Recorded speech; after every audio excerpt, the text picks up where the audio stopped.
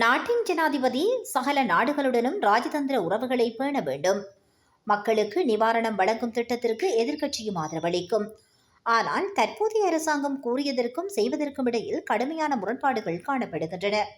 மின்சார கட்டணம், எண்ணெய் விலை குறைப்பு, எரிபொருள் விலை குறைப்பு, உர மானியம் போன்றவற்றை செய்ததாக கூறினாலும் அவை இன்னும் நிறைவேற்றப்படவில்லை என எதிர்க்கட்சி தலைவர் சஜித் பிரேமதாசா தெரிவித்துள்ளார். ஐக்கிய மக்கள் சக்தியின் செயற்குழு கூட்டம் நேற்று மாலை கட்சி எதிர்கோட்டையில் உள்ள தலைமையகத்தில் இடம்பெற்றது.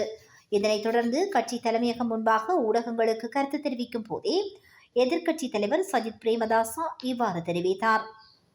பெரும் மக்கள் ஆணையை பெற்று ஆட்சிக்கு வந்த இந்த அரசாங்கம் அந்த ஆணையை மதித்து மக்கள் எதிர்பார்க்கும் சலுகைகளை வழங்கி மக்களுக்கு சேவை செய்ய வேண்டும்.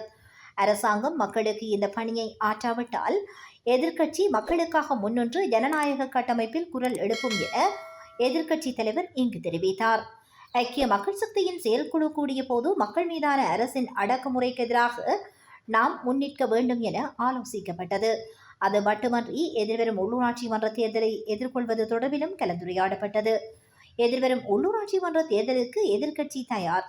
இதனை எதிர்கொள்வதற்கு எதிர்க்கட்சியை பிரதிநிதித்துவப்படுத்தும் சகல அரசியல் கட்சிகளுடனும் கலந்துரையாடல்களை முன்னெடுப்போம் என்றும் எதிர்க்கட்சி தலைவர் மேலும் தெரிவித்துள்ளார்.